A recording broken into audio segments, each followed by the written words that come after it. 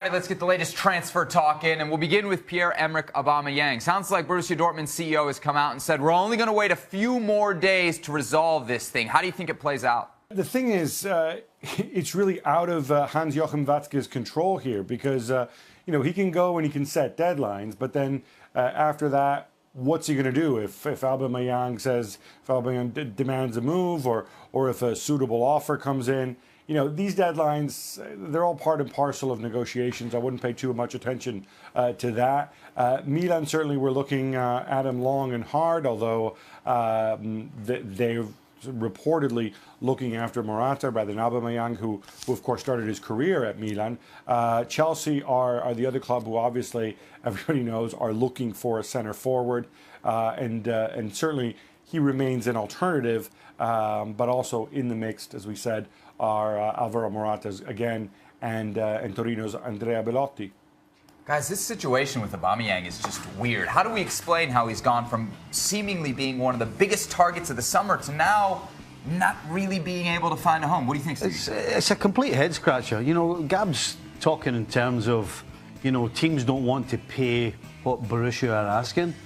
And you look around and see what's going on now. You got a fullback going for 50 million. You got Lukaku at 75 million. I would have Aubameyang in my team before Lukaku, and he goes for 75 million pounds, but yet nobody wants Aubameyang. It's a complete head scratcher. The guy has gone from the top of the tree to almost in a place where, well, we'll see what's going on, and if we're still struggling, we'll go and get this guy. For a guy that scores that many goals, head scratcher. And has done it for years now, and a progression. It's not as if you said there's the 1 year and, okay, it kind of fell off there. No, he progressively has gotten better, scored more goals for a club like Borussia Dortmund, Champions League. To your point, it's surprising. Now, even if it was somebody throws an offer of 40, 50 million out there, sees what Dortmund does, but right now it doesn't look like anybody's that interested. But it just feels like after he was supposed to be going to PSG, it was supposed to be done.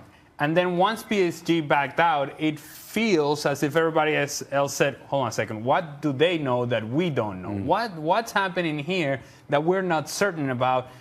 You don't just go from leading the Bundesliga and being a hot property in the market to now being a lukewarm afterthought. And that's exactly what Aubameyang is. And so I understand that he might have not been a first priority, but it doesn't feel like now he's a priority at all to any of these teams, because Chelsea needs a forward, and they don't seem to be the ones that are going right after Aubameyang and saying, we'll pay anything for you. Right now, there are things that we don't know, information that we're not privy to, that maybe are influencing the decision. But on the nice side of it is, he's at Borussia Dortmund. Right. I mean, he's not at a small Bundesliga team. He is at a very big club, and if it doesn't work out this summer, if I was him, I'd just be quiet. You're at a big club. If it happens, it happens. If it doesn't, just tear it up one more year and hope that interest comes. Let's get Gab in. Gab, what's your take on all this? What's going on with Aubameyang?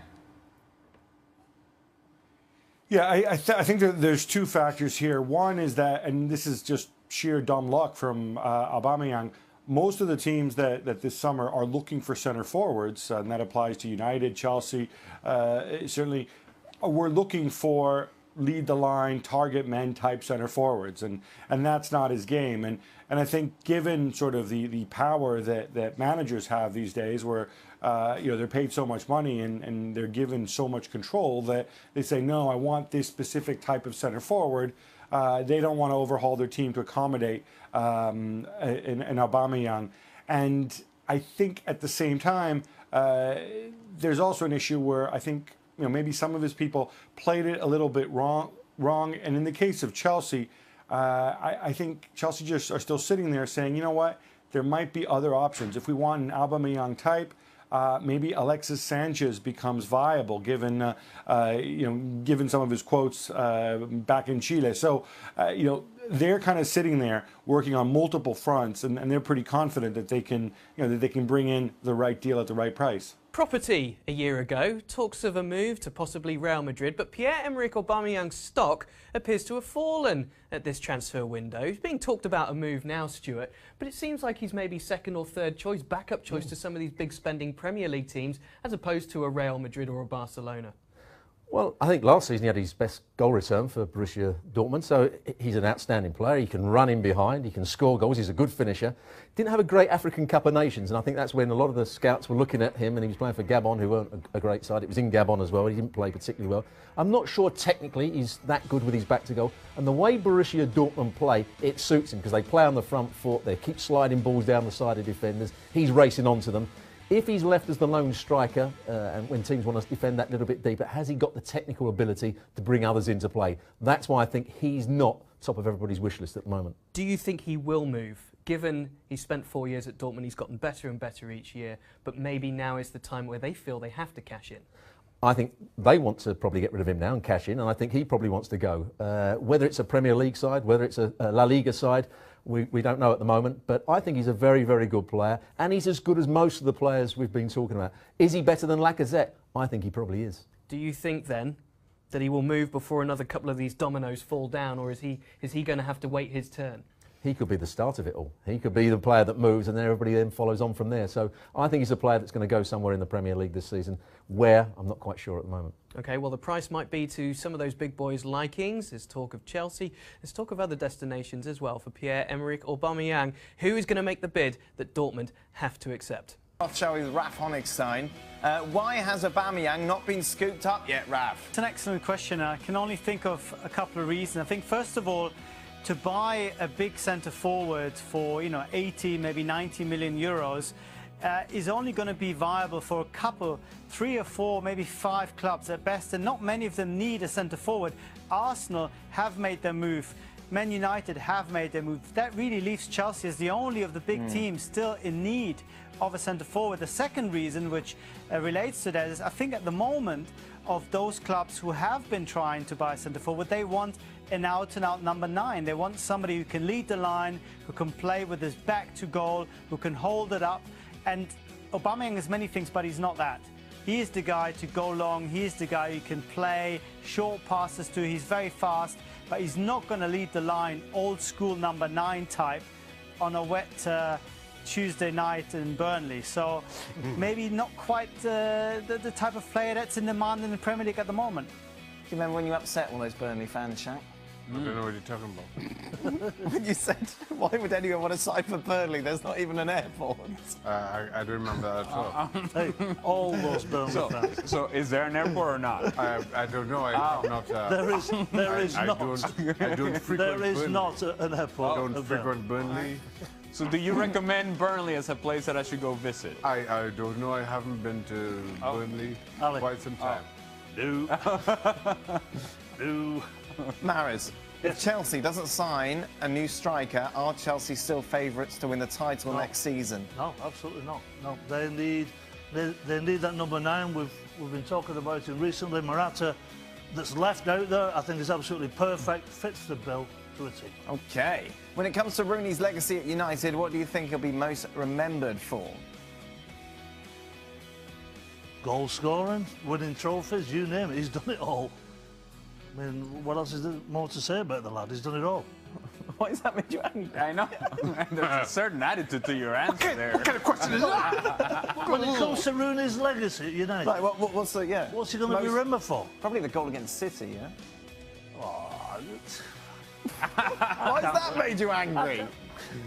it's the whole thing. His You cannot legacy, not just define one Rooney goal. by an incident, by a goal, by a match. Okay.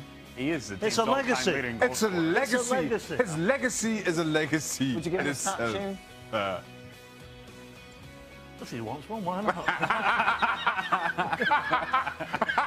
If he pays for it, give him a statue. Would you like a statue? Where did that come from? Would you give him a statue? We were talking, haven't they? They should have a statue. Just the fact that he slept in Everton pyjamas during all the time he was at United. That may be an issue, Do yeah. you think that might be an issue? That's no issue. No? No. It's what he does on the field, right, Shaq? Be yourself. The legacy. With the pajamas. I love that. I love that. Should Pogba have jumped into the pool to save Alexis? Well, no. He pushed Lexi into the pool, so he wasn't going to go after her. Alexis didn't look like she needed saving. No. She was, all right. you know, having a little swim.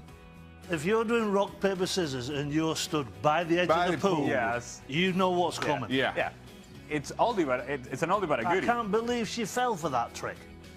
You think it was a setup? I do think it was a setup. I can't believe. Oh, controversy. Now, I can tell you that our audio person will suggest it's not a setup. All right, Don't wear a microphone. All in right. the swimming pool. Okay, all right.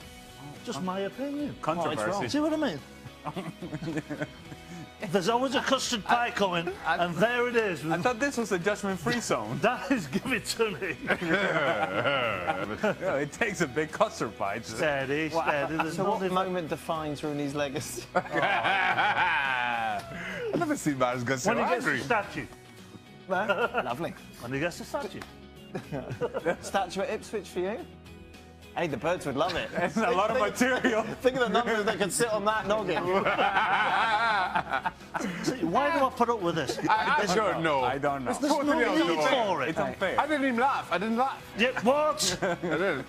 Jurgen Klopp is saying positive things about him. Stuart Robson is here with me. Stuart, he says Sturridge is in the best physical condition now that he's seen since he's taken over at Liverpool. So can this finally be his season to shine, or to sizzle, as our graphic will say? I don't think so, because I'm not sure that Jurgen Klopp is going to play him that often. He doesn't see him as a player that he wants to lead the line, because he doesn't press the ball well enough. He doesn't do the things that Jurgen Klopp wants him to do when the opposition have the ball. So he will always be third or fourth choice, and they've brought other players to do that exact job. Mane obviously is ahead of him. Firmino is ahead of him. Salah will be ahead of him. So he's going to have to come off the bench and then try and play well and try and score goals and keep himself in the side. Ouch. Well, he's still young, just 27 years old, soon to turn 28, but you'd... Got to do it for Liverpool or nobody at all.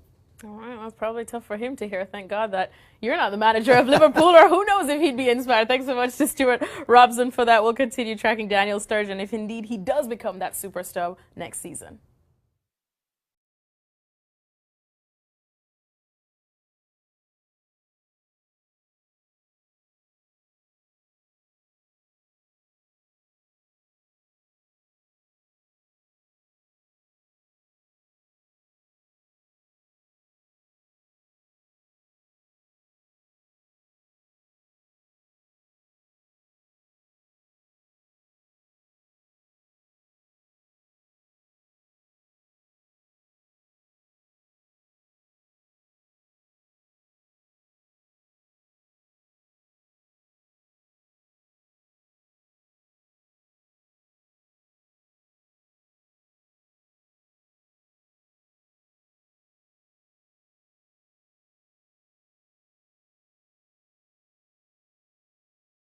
Market is open, you always will have these kind of rumors, and I think they will keep on until the end of that the market is open, until the end of August. Not only about him, but also about other players, and that's more than football these times. But there's no news.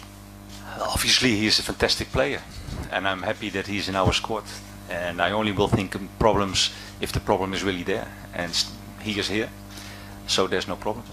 The transfer window, you said you were relaxed about the way it's gone so far. Have there been any frustrations yet? No. What do you mean with frustration? If I got all the players I want, so until now, I'm not easy to frustrate. So it's a thing. That's a market. You go for things. Sometimes it works out. Sometimes not. That's how it is. It's not nobody's fault. It's like this. So yeah. No, I'm still relaxed. So full pre-season so far, so that's very important, of course, not just for him, but also for him, and looking good. Yeah, it was quite intense, especially in England so far. It was intense what we did. All the games we played out of full training. So, and he was part of pretty much each session. So it's good. That says a lot about, I suppose, the kind of physical state that he's in going into a new season. The fact that he can do that, given the injuries that he's had. It's the best condition since I'm in. It was always like, okay, I came in October 15, and Daniel, I think, I'm not sure, but was probably injured. And then last pre-season was after a tournament, and all that stuff, short break, and this year he has had a proper break, and now, yeah, he's in a good physical shape, absolutely.